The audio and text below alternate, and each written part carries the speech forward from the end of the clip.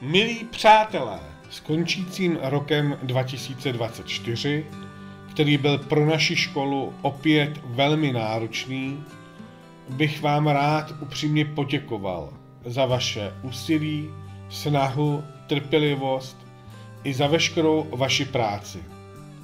Velmi dobře si uvědomuji, jak v složitém prostředí se pohybujeme a jak náročné je poslání žáků, rodičů i nás, zaměstnanců školy.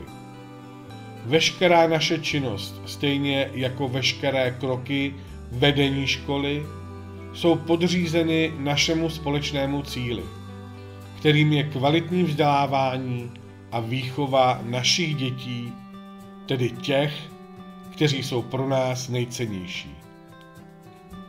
Čeká nás velká revize osnov vzdělávacího plánu školy, kde se budeme zabývat nejen tím, které vědomosti žáci získají, ale i nabitými kompetencemi.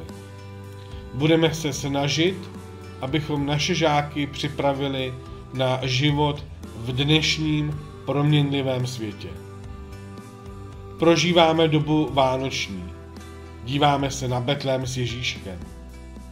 Vánoce jsou nabídkou a obdarováním pro každého z nás, ale jsou i závazkem mít starost jeden o druhého.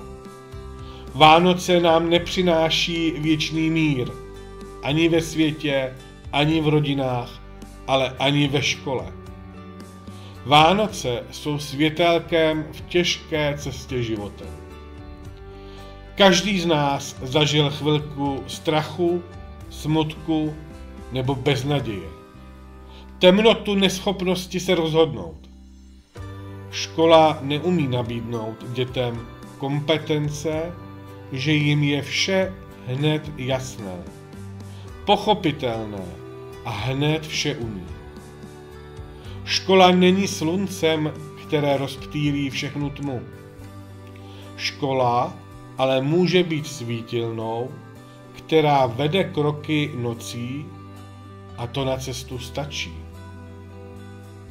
Kéž bychom v příštím kalendářním roce dokázali toto světlo rozsvítit a společně jít za ním.